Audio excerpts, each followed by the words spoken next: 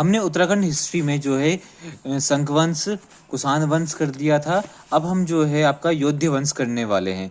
योध्य वंश की सबसे पहली चीज़ जो है हमें जानकारी कहाँ से मिलती है, तो हमें जानकारी मिलती है मुद्रा से, मतलब करेंसी से हमें जानकारी मिलती है।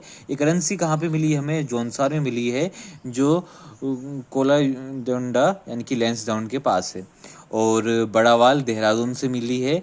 यहाँ पे जो है हमें एक यज्ञ भूमि का यज्ञ जिसमें करते हैं ना, वो मिला है, जिससे हमें पता चलता है कि ये जो यज्ञ है ये है सील वर्मन का। ठीक है। और आपका जो है ये मुद्राएं जो मिली हैं ये हमें किस लिपि में मिली हैं, ये मुद्राएं हमें मिली हैं ब्राह्मी लिपि में। और आपकी ये मुद्राओं में भाषा कौन सी है, ये है प्राकृत भाषा। ठीक है। अब हमारे जो हैं योध्य वंश के कुल देवता जो हैं, जो योध्य वंश के कुल देवता हैं, ये है कार्तिकेय भगवान। कौन है? कार्तिकेय भगवान। और एकमात्र मंदिर जो है कार्तिकेय भगवान का हमें जो है रुद्रप्रयाग के वो क्रोच पर्वत पे मिला है। ठीक है।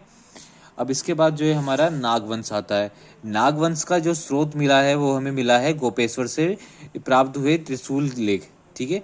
और त्रिशूल लेख में क्या है, 4 राजाओं का वर्णन है, जिसमें स्कंद नाग नामक, विभु नाग, असुनाग और गणपति नाग। सबसे शक्तिशाली जो राजा है वो है गणपति नाग। ठीक है।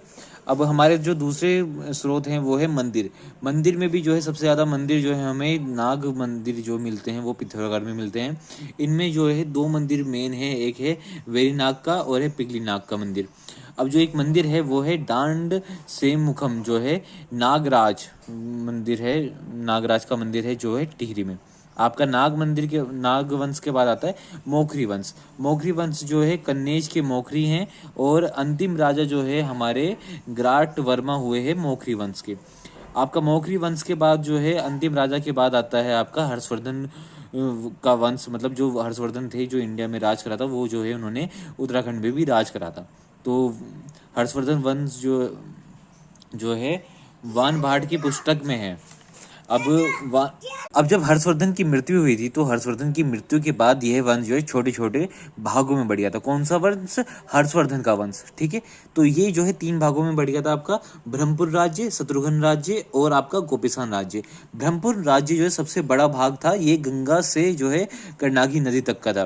फिर उसके बाद जो है शत्रुघ्न राज्य जो है सिरमौर राज्य था, मतलब सिरमौर वाला राज्य, ये हिमाचल प्रदेश में है। गोपीसान राज्य काशीपुर, रामपुर, पीलीभीत जो यूपी में है। तो हम कौन सा राज्य पढ़ेंगे? हम पढ़ेंगे ब्रह्मपुर राज्य के बारे में। ठीक है। तो अब इसके बाद जो है हम पूर्व डायनेस्टी के बारे में पढ़ेंगे। तो थैंक यू।